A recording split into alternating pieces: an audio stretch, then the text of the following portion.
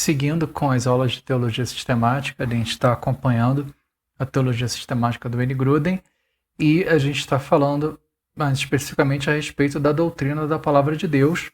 A gente está mencionando algumas características da palavra de Deus e agora a gente vai falar a respeito da necessidade da escritura. Lembrando, a gente está destacando 4 características aqui: a autoridade, a clareza ou perspicuidade, a necessidade e a suficiência das escrituras. Juntando as iniciais dessa palavra, a gente tem esse acrônimo aqui, SNAP. Talvez ajude aí para o pessoal lembrar dessas 4 características. Falando a respeito da necessidade da escritura, a gente está tentando responder as seguintes perguntas. Para quais propósitos a Bíblia é necessária? Quantas pessoas podem saber sobre Deus sem a Bíblia? Então, está aí as perguntas que a gente vai procurar responder falando sobre a necessidade da Escritura. E a gente pode definir a necessidade da Escritura da seguinte maneira.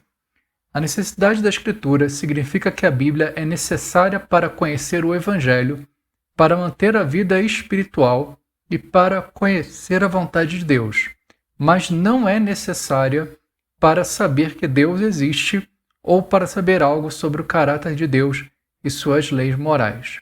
Tá, então, a definição de necessidade da Escritura com a qual a gente está trabalhando. Então, vamos ver cada um desses pontos aí por vez. Primeiro, a Bíblia é necessária para o conhecimento do Evangelho.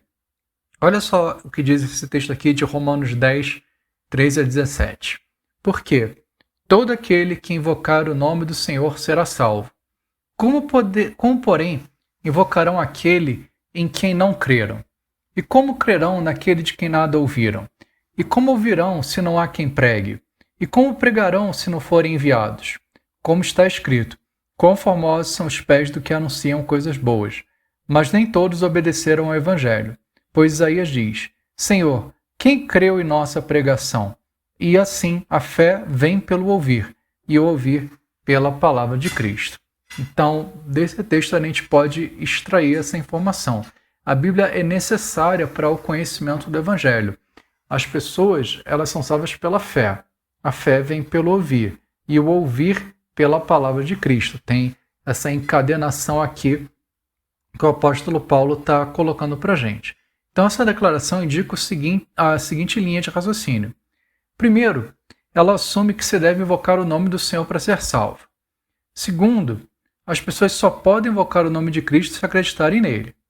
Terceiro, as pessoas não podem acreditar em Cristo a menos que tenham ouvido falar dele. Quarto, essas pessoas não podem ouvir falar de Cristo a menos que haja alguém para lhes falar de Cristo, quer dizer, um pregador. E quinto, a conclusão é que a fé salvadora vem pelo ouvir, e ouvir a mensagem do Evangelho acontece por meio da pregação de Cristo. Então, a gente está afirmando que a Bíblia é necessária para o conhecimento do Evangelho. Sem a Bíblia, a gente não tem conhecimento do Evangelho. Tem outros textos aí que indicam a mesma coisa. João 3,18. Quem nele crê não é condenado, mas o que não crê já está condenado, porque não crê no nome do unigênito Filho de Deus. Quer dizer, a gente precisa crer em Cristo para sermos salvos. Então, a gente tem que ter um conhecimento dele, seguindo o raciocínio que a gente já mencionou. Aqui também João 14,6. Jesus respondeu, eu sou o caminho, a verdade e a vida. Ninguém vem ao Pai senão por mim. Quer dizer, só existe um caminho para a salvação, que é através de Jesus Cristo. Então, a gente precisa conhecer a Jesus Cristo para que a gente possa ser salvo. Também, 1 Timóteo 2, 5 e 6. Porque há um só Deus e um só mediador entre Deus e a humanidade, Cristo Jesus, homem, que deu a si mesmo resgate por todos, testemunho que se deve dar em tempos oportunos. Quer dizer, de novo, a salvação é somente através de Jesus, ele é o único mediador. Nós precisamos conhecer Jesus para que nós possamos ser salvos. Daí a necessidade das Escrituras. Agora, uma pergunta que alguém pode fazer diante disso. Se as pessoas podem ser salvas somente através da fé em Jesus Cristo, como os crentes no Antigo Testamento foram salvos? Quer dizer, como é que aquelas pessoas que viveram antes de Cristo podiam ser salvos? A gente, na verdade, tem uma resposta para isso aqui em Hebreus 11, 13. E diz o seguinte, todos estes morreram na fé. está falando sobre vários personagens do Antigo Testamento, chamados heróis da fé, e está fazendo essa afirmação. Todos esses morreram na fé. Não obtiveram as promessas, mas viram-nas de longe e se alegraram com elas, confessando que eram estrangeiros e peregrinos na terra. Quer dizer, as pessoas do Antigo Testamento foram salvas exatamente da mesma maneira que nós somos salvos hoje no Antigo Testamento, quer dizer, mediante a fé. Eles confiavam em Deus, eles confiavam nas promessas de Deus, e é assim que eles eram salvos. Tem uma afirmação até mais explícita a respeito disso um pouco mais adiante nesse mesmo capítulo, verso 26, que diz o seguinte: ele, está falando a respeito de Moisés, entendeu que ser desprezado por causa de Cristo era uma riqueza maior do que os tesouros do Egito, porque contemplava a recompensa. Quer dizer, está falando o seguinte: Moisés, ao invés de ser um príncipe no Egito, ao invés de ser chamado filho da filha do faraó, ele preferiu ser desprezado. E por quê? Porque ele estava sendo desprezado pela causa de Cristo. Quer dizer, é uma afirmação muito forte de que Moisés estava aguardando a Cristo. Ele certamente não tinha a mesma quantidade de revelação que nós temos, ele não tinha a mesma quantidade de informação que nós temos, mas ainda assim, ele foi salvo da mesma forma que nós somos salvos, através de Cristo, no caso, através da confiança em Deus de que Deus estaria enviando o Messias. E também, a respeito de Abraão, João 8,56 diz o seguinte: Abraão, o pai de vocês, alegrou-se por ver o meu dia. Ele viu esse dia e ficou alegre. Quer dizer, Abraão estava esperando a vinda de Cristo também. Isso também é afirmado por Paulo em Gálatas 3,9. De modo que os que têm fé são abençoados com o crente Abraão. Quer dizer, a nossa salvação e a salvação de Abraão se dão da mesma maneira, só tem uma diferença aqui de cronologia. Abraão estava aguardando a vinda do Messias e nós podemos olhar para trás e ver que essa promessa de Deus já foi cumprida. Paulo ele fala a mesma coisa aqui em Romanos 4, 22 a 25. Assim também isso lhe foi atribuído para a justiça, está falando a respeito de Abraão.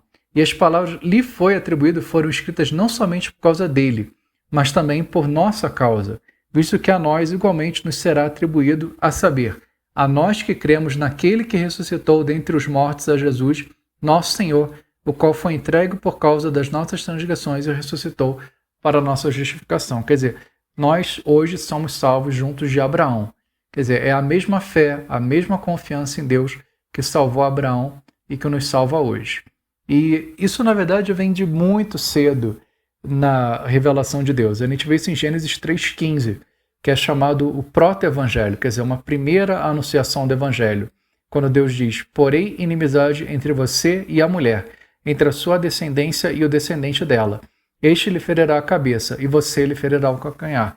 Quer dizer, Deus está se dirigindo à serpente e está dizendo isso. Está dizendo que Deus vai enviar um descendente da mulher que vai esmagar a cabeça da serpente. Ainda que vai ser ferido pela serpente, é um ferimento que vai parecer de morte, na verdade esse descendente vai esmagar a cabeça da serpente. E a gente vê que esse descendente é Jesus Cristo. Então é esse evangelho que é pregado aqui em Gênesis 3,15, que vai vindo de maneira progressiva através do Antigo Testamento. É nessa promessa que os santos do Antigo Testamento confiavam. E assim eles são salvos. Quer dizer, são salvos pela fé, mediante a fé em Jesus Cristo, da mesma maneira que nós somos salvos hoje. Então a Bíblia ela é necessária para o conhecimento do Evangelho. Outra coisa é que a Bíblia é necessária para manter a vida espiritual. Olha só o que fala Mateus 4,4. Jesus, porém, respondeu: está escrito, o ser humano não viverá só de pão, mas de toda palavra que procede da boca de Deus. Quer dizer, a gente precisa da Bíblia para a nossa vida espiritual. É isso que Jesus está falando aqui, citando Deuteronômio 8,3. Isso também é falado lá em Deuteronômio 33,47. Diz o seguinte: porque essa palavra não é para vocês coisa vã, pelo contrário, é a sua vida. A palavra de Deus é a nossa vida. E por esta palavra vocês prolongarão os dias na terra em que, passando o Jordão, vocês vão entrar e da qual tomarão posse. Quer dizer, de novo, a necessidade da palavra para a nossa vida espiritual. E também em 1 Pedro, aqui 2 momentos em 1 Pedro, primeiro capítulo 1, versos 23 a 25, porque vocês foram regenerados não de semente corruptível, mas de semente incorruptível, mediante a palavra de Deus, a qual vive e é permanente, porque toda a humanidade é como a erva do campo, e toda a sua glória é como a flor da erva. A erva seca e a flor cai, mas a palavra do Senhor permanece para sempre.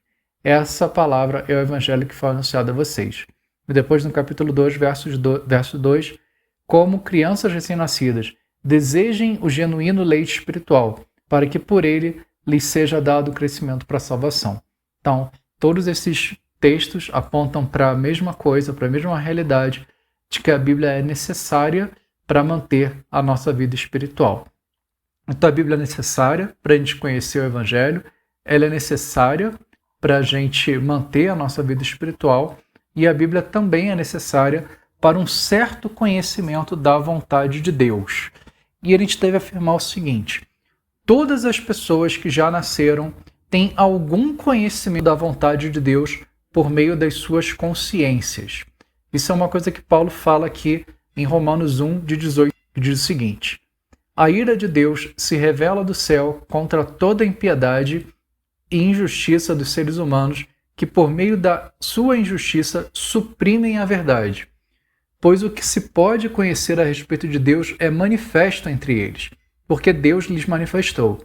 Porque os atributos invisíveis de Deus, isto é, o seu eterno poder, a sua divindade, claramente se reconhecem desde a criação do mundo, sendo percebidos por meio das coisas que Deus fez. Por isso, os seres humanos são indesculpáveis.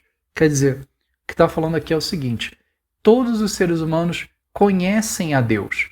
Deus se revela para os seres humanos, todos os seres humanos têm um conhecimento de Deus. A gente tem consciência da existência de Deus.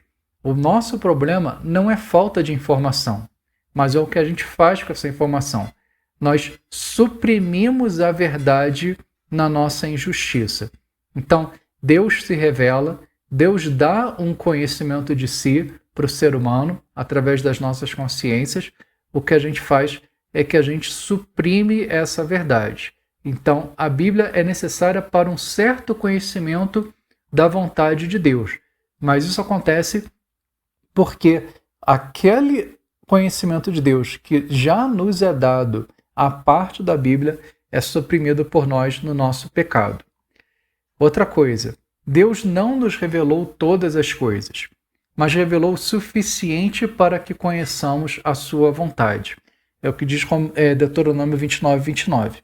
As coisas encobertas pertencem ao Senhor nosso Deus, porém as reveladas nos pertencem, a nós e aos nossos filhos, para sempre, para que cumpramos todas as palavras dessa lei. Quer dizer, Deus não revela todas as coisas para nós, mas Ele revela o suficiente para que nós conheçamos a sua vontade. E, em certo sentido, a gente deve dizer que a Bíblia é necessária para o conhecimento certo, não a respeito somente da vontade de Deus, mas a Bíblia é necessária para o conhecimento certo de qualquer coisa.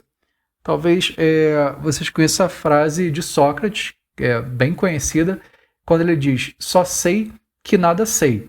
É um tipo de ceticismo, quer dizer, o que Sócrates está falando aqui pode ser entendido da seguinte maneira: como é que eu posso ter certeza de qualquer coisa? Como é que eu posso ter certeza, mesmo de coisas tão simples quanto qual é o meu nome, ou qual é a data do meu nascimento? Como é que eu posso saber essas coisas? A não ser que eu tenha um conhecimento pleno, a não ser que eu conheça todas as coisas, sempre existe a possibilidade de eu descobrir uma nova informação que acabe contradizendo tudo aquilo que eu já conhecia. Por exemplo, eu acho que eu sei qual é a data do meu aniversário. Eu acho que eu sei quem são os meus pais. Eu acho que eu sei qual é o meu nome. Mas então eu posso descobrir que, na verdade, toda a minha vida foi forjada, que tudo é uma mentira e que o meu nome é outro, os meus pais são outros. E isso pode parecer uma grande viagem, pode parecer alguma coisa de teoria da conspiração. Mas se a gente pensar, realmente, isso é uma possibilidade, e isso acontece com algumas pessoas. Algumas pessoas, elas, depois de muitos anos, elas descobrem que, na verdade, elas são adotadas e descobrem coisas sobre a vida delas que elas não sabiam. Quer dizer, isso acontece. As coisas que a gente acha que são as coisas mais certas, elas podem acabar sendo contraditas por causa de novas informações que são trazidas para a gente. Então, até que a gente tenha pleno conhecimento de todas as coisas, a gente não pode ter certeza de que algum fato novo não vai acabar desmentindo tudo aquilo que a gente pensa que sabe. Esse tipo de ceticismo, ele apareceu de novo na Era Moderna com o René Descartes, lá no início do século XVII. Quer dizer, ele também colocou alguma coisa parecida com isso. O René Descartes chega naquela conclusão de penso, logo existo. Quer dizer, pelo menos isso ele conseguiu concluir, de que ele existia, porque afinal de contas ele estava pensando, e se ele estava pensando, então alguém estava pensando, e se alguém era ele. Mas a gente também vê, é uma tentativa assim, de tentar chegar em pelo menos uma coisa que ele realmente soubesse. Tem até 2 exemplos aí, acho que são conhecidos da cultura popular, 2 filmes. Um é o Show de Truman, de 98, com Jim Carrey, e outro Matrix, de 99. Até interessante que eles saíram ali bem perto um do outro, né, em 98 e 99. O Show de Truman, espero não estar dando muito spoiler, é a história de um camarada que, na verdade, toda a vida dele é um show de televisão. Ele não sabe disso, mas a vida dele toda é um show de televisão, não é de verdade. E o Matrix é que as pessoas estão vivendo dentro de um programa de computador. Então, tanto num caso como outro, está refletindo elementos da cultura popular, mas estão refletindo essa ideia de que como é que eu posso ter certeza de que minha vida não é um programa de televisão? Como é que eu posso ter certeza de que a minha vida não é toda um programa de computador? E, de novo, essas coisas elas podem parecer uma grande viagem, pode parecer uma conspiração. Mas, realmente, filosoficamente, essas são perguntas que têm preocupado as pessoas já há alguns milênios, na verdade, pelo menos desde Sócrates, que é essa tentativa de encontrar alguma base segura para o nosso conhecimento. E a gente deve dizer o seguinte, em última análise, existem apenas 2 soluções possíveis para esse problema. O problema da nossa falta de certeza. Uma possibilidade é que devemos aprender todos os fatos do universo para ter certeza de que nenhum fato descoberto subsequente provará que nossas ideias presentes são falsas. Quer dizer, se eu descobrir tudo, se eu realmente souber de tudo, então eu vou saber que nenhum fato subsequente pode contradizer as coisas que eu já sei. Ou a segunda hipótese é alguém que conhece todos os fatos do universo e que nunca mente poderia nos contar alguns fatos verdadeiros que podemos ter certeza de que nunca serão contraditos. Esse alguém é Deus. E é justamente isso que acontece. Deus não nos revela todas as coisas. Nós não sabemos todas as coisas. Mas Deus sabe todas as coisas. Ele, inclusive, é o Criador de todas as coisas. Então, porque Deus sabe de todas as coisas, ele nunca pode ser pego de surpresa. Ele conhece tudo. E esse Deus que conhece todas as coisas, então, ele nos revela algumas coisas a respeito das quais nós podemos estar plenamente seguros. Quer dizer, a Bíblia é a única rota de fuga segura para o cinismo completo. Pelo menos as coisas que estão escritas na Bíblia, a gente tem certeza que são verdade. E, na verdade, nem só isso. Pelo fato de que a gente sabe que as coisas que estão na Bíblia são verdade, porque foram reveladas por Deus e porque Deus não mente, a gente pode ter certeza a respeito de outras coisas também. Olha só o que fala Provérbios 20:12. O ouvido que ouve e o olho que vê, o Senhor os fez, tanto um como o outro. Quer dizer, o que Deus está falando aqui para a gente? Está dizendo que nós podemos ter uma confiança básica nos nossos sentidos. Quer dizer, os nossos olhos, aquilo que eles veem, os nossos ouvidos, aquilo que eles ouvem, a gente não precisa ficar preocupado pensando que tudo é uma ilusão.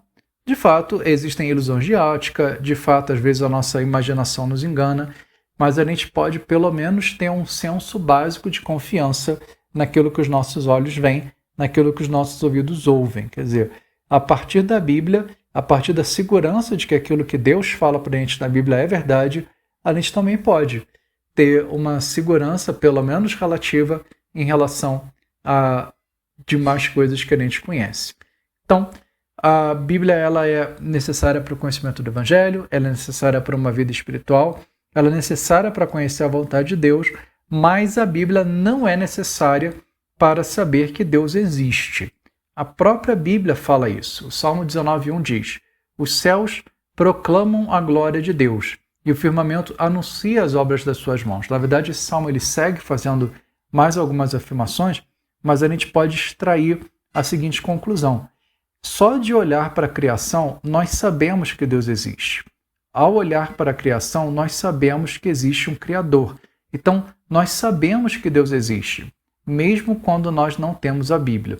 Isso também é falado aqui em Atos 14, 16 e 17. Diz o seguinte: nas gerações passadas, Deus permitiu que todos os povos andassem nos seus próprios caminhos. Contudo, não deixou de dar testemunho de si mesmo, fazendo o bem, dando a vocês chuvas do céu e estações frutíferas, enchendo o coração de vocês de fartura e de alegria. Quer dizer, a mesma coisa está sendo afirmada aqui. Deus se revela através das obras da sua criação. E, mais uma vez, o texto de Romanos 1, 19 a 21. O que se pode conhecer a respeito de Deus é manifesto entre eles, porque Deus lhe manifestou. Porque os atributos invisíveis de Deus, isso é, seu eterno poder e a sua divindade, claramente se reconhecem desde a criação do mundo, sendo percebidos por meio das coisas que Deus fez. Por isso, os seres humanos são indesculpáveis, porque, tendo conhecimento de Deus, não glorificaram como Deus, nem lhe deram graças. Pelo contrário, se tornaram nulos em seus próprios raciocínios e o coração insensato deles se obscureceu. Quer dizer, é o raciocínio de Paulo que a gente já mencionou. Não é que Deus não se revelou. Deus se revelou através das obras da criação.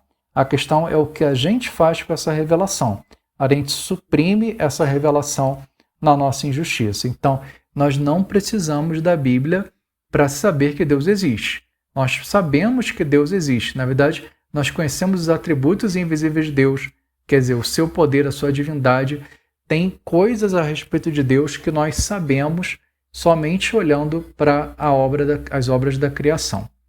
Além disso, a Bíblia não é necessária para saber algo sobre o caráter de Deus e as leis morais. Quer dizer, não é só o fato de que a gente sabe que Deus existe, mas a gente também sabe alguma coisa a respeito do caráter dele e das suas leis morais. De novo, aqui em Romanos 1, o verso 32 diz: embora conheçam a sentença de Deus, de que os que praticam tais coisas são passíveis de morte, eles não somente as fazem, mas também aprovam os que a praticam. Quer dizer, Paulo está falando a respeito de uma série de pecados aqui e está dizendo: as pessoas têm uma consciência a respeito do pecado. Não é só que a gente sabe que Deus existe, mas a gente também sabe alguma coisa a respeito do caráter de Deus e da lei moral de Deus. A gente tem essa lei moral gravada nos nossos corações. E, seguindo o raciocínio de Paulo, aqui no capítulo 2, os versos 14 e 15 diz: quando, pois, os gentios que não têm lei fazem por natureza o que a lei ordena, eles se tornam lei para si mesmos, embora não tenham lei. Estes mostram a obra da lei gravada no seu coração, o que é confirmado pela consciência deles e pelos seus pensamentos conflitantes, que às vezes os acusam e às vezes os defendem. Então, está aí complementando essa ideia de que, através das obras da criação, nós não apenas conhecemos a existência de Deus, como também, na nossa consciência, nós temos uma noção a respeito da lei moral de Deus e do seu caráter. Isso daí é o que a gente chama de revelação geral e revelação especial. A revelação geral é o conhecimento da existência, caráter e lei moral de Deus que vem através da criação para toda a humanidade. Por isso que ela é chamada de geral, porque ela vai para geral, ela vai para toda a humanidade.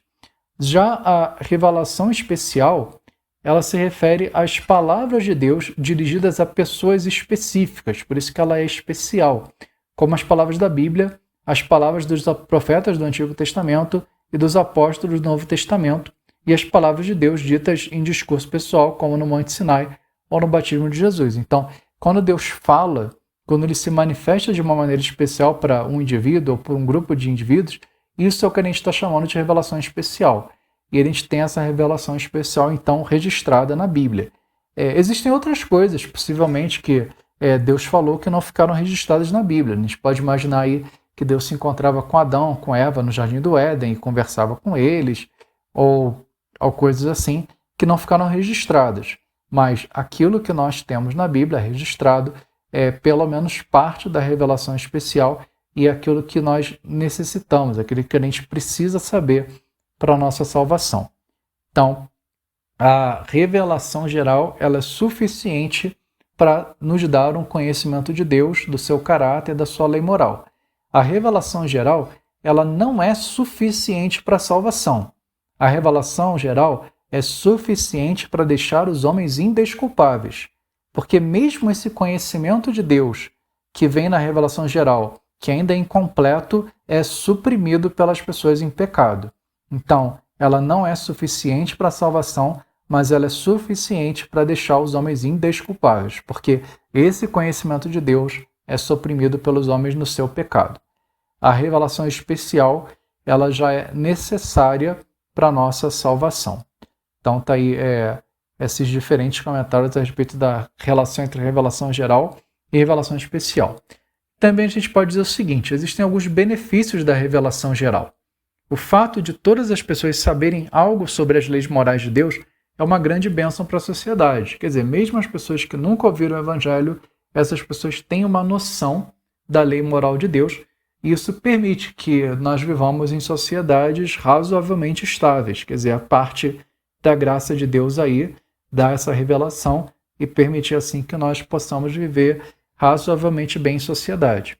Outra coisa é que o conhecimento da existência e do caráter de Deus também fornece uma base de informação que permite que o Evangelho faça sentido para o coração e a mente de um não cristão. Quer dizer, serve como um pré-evangelismo.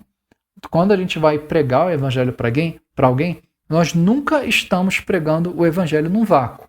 Nós nunca estamos pregando o Evangelho para uma pessoa que não tem a menor ideia de que Deus existe. Porque as pessoas sabem que Deus existe através da revelação geral, e não apenas isso. As pessoas também sabem alguma coisa sobre o caráter e sobre a lei moral de Deus. Isso já serve de um pontapé inicial para quando a gente está pregando o Evangelho. As pessoas, elas sabem que Deus existe, elas sabem que quebraram seus padrões, então a notícia de que Cristo morreu para pagar os seus pecados deve realmente vir como boas novas para os incrédulos. As pessoas sabem que elas estão em falta com Deus, e então por isso as boas novas realmente soam como as boas novas, mesmo para as pessoas que estão ouvindo isso pela primeira vez. E, no entanto, a gente deve fechar dizendo que a Escritura em nenhum lugar indica que as pessoas possam conhecer o Evangelho ou conhecer o caminho da salvação por meio da revelação geral. Isso é um erro que já foi cometido, às vezes ainda é cometido hoje, mas a gente deve afirmar isso. A revelação geral ela é suficiente para deixar os homens indesculpáveis, mas ela não é suficiente para a salvação. Para a salvação, é necessário que nós tenhamos a revelação especial e é necessário, então, que nós tenhamos a palavra de Deus.